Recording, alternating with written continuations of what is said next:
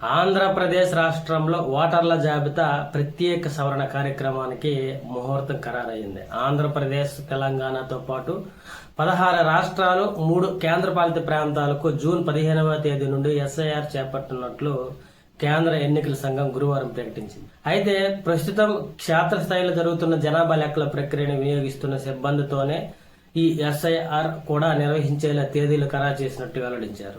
రాష్ట్రంలోని ఓటర్ల జాబితా ప్రత్యేక సవరణ కార్యక్రమంలో జూన్ 5 నుంచి 14 వరకు సిబ్బంది అధికారులకు అవగాహన, శిక్షణ కార్యక్రమాన్ని నిర్వహిస్తామని ఏపీ ఎన్నికల ప్రధాన అధికారి వివేక్ యాదవ్ తెలిపారు. అలాగే జూన్ 15 నుంచి జూలై 14వ తేదీ వరకు 46,397 మంది బూత్ లెవెల్ ఆఫీసర్లలో రాష్ట్రంలోని ప్రతి ఇంటికి వెళ్లి ఓటర్ల జాబితా ప్రత్యేక సవరణ కార్యక్రమం చేపడతారని పేర్కొన్నారు. అదేవిధంగా ఎస్ఐఆర్ ను పారదర్శకంగా నిర్వహించేందుకు అన్ని రాజకీయ పార్టీలకు బూత్ లెవెల్ ఏజెంట్లను నియమించుకోవాలని సూచించారు. అయితే ఈ ఎస్ఐఆర్ అర్హత తేదీలు 2026 జూలై 1గా నిర్ణయించారని తెలిపారు. జూలై 1 నాటికి 18 ఏళ్ల నిండిన వారంతా ఓటర్లుగా నమోదు చేసుకోవాలని, వారంతా ఈ ఎస్ఐఆర్ పరిధిలోకి వస్తారని వెల్లడించారు. జూలై 14 నాటికి రాష్ట్రంలో పోలింగ్ కేంద్రాలన్నింటి హేతుబద్ధీకరణ పూర్తి చేస్తామని పేర్కొన్నారు.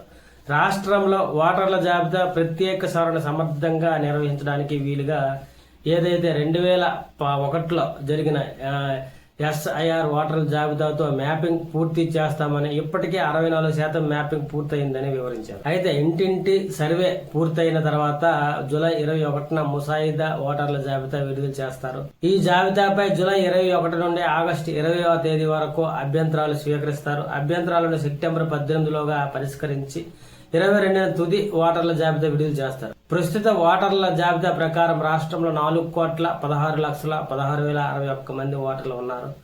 ఈ ఎస్ఐఆర్ ప్రక్రియలో 46,397 మంది బిఎల్ఓలు, అలాగే 68,868 మంది బిఎల్ఏలు పాల్గొంటారు.